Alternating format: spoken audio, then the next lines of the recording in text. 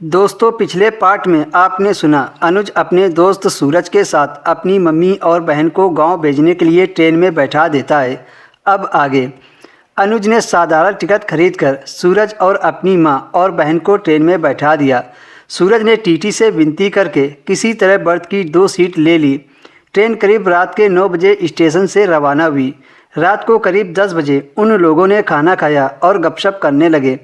अनुज की बहन ने सूरज से कहा, भैया मुझे नींद आ रही है, और वो ऊपर के बर्थ में सो गई।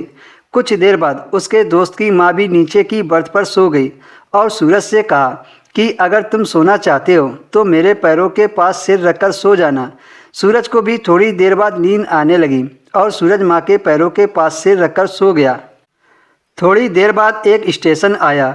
वहाँ 5 मिनट तक ट्रेन रुकी और सूरज विचार करने लगा कि क्या करूँ। जैसे ही ट्रेन चली उसके भाग ने उसका साथ दिया और सूरज के डिब्बे की लाइट चली गई। सूरज ने सोचा, भगवान भी हमारा साथ दे रहा है।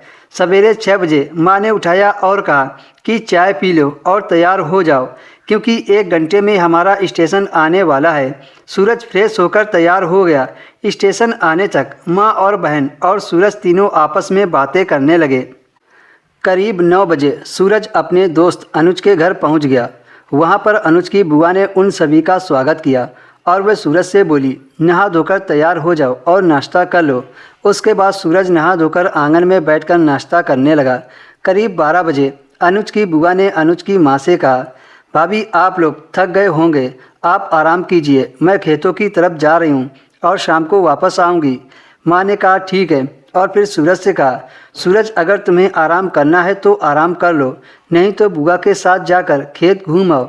सूरज ने कहा, नहीं मैं आराम नहीं करूँगा, मैं बुआ जी के साथ खेत चला जाता हूँ, वहाँ पर मेरा टाइम भी पास हो जाएगा। फिर उसके बाद सूरज और बुआ खेत की ओर निकल पड़े। रास्ते में उन दोनों ने इधर उधर की बातें की। उनका खेत बहुत बड़ा था। खेत के एक कोने में एक छोटा सा घर भी बना था। दोपहर होने के कारण वहां आसपास के खेतों में कोई नहीं था। खेत पहुंचने के बाद बुआ जी काम में लग गई और कहा कि तुम्हें अगर गर्मी लग रही है तो शर्ट निकाल लो, उस घर में लुंगी भी है, चाहो तो लुंगी पहन लो और यहाँ आकर मेरी थोड़ी मदद करा दो। सूरज छोटे से मकान में जाकर कपड़े उतार कर लुंगी बनियान पहनकर बुआ के साथ काम में मदद कराने लगा। थोड़ी देर बाद अनुज की बुआ ने कहा, आओ सूरज अब खाना खाते हैं और थोड़ा आराम करके फिर काम पर लग जाएंगे। फिर सूरज खेत के एक कोने में बने मकान में आकर खाना खाने लगा। फिर चारपाई पर लेटकर आराम करने लगा। तभी बुआ उठी और मकान के पीछे चली गई। सूरज को बुआ पर कुछ शक हुआ तो वह उठकर बुआ के पीछे पीछे चल दिया तो देखा बुआ पीछे की तरफ बाथरूम करने गई थी।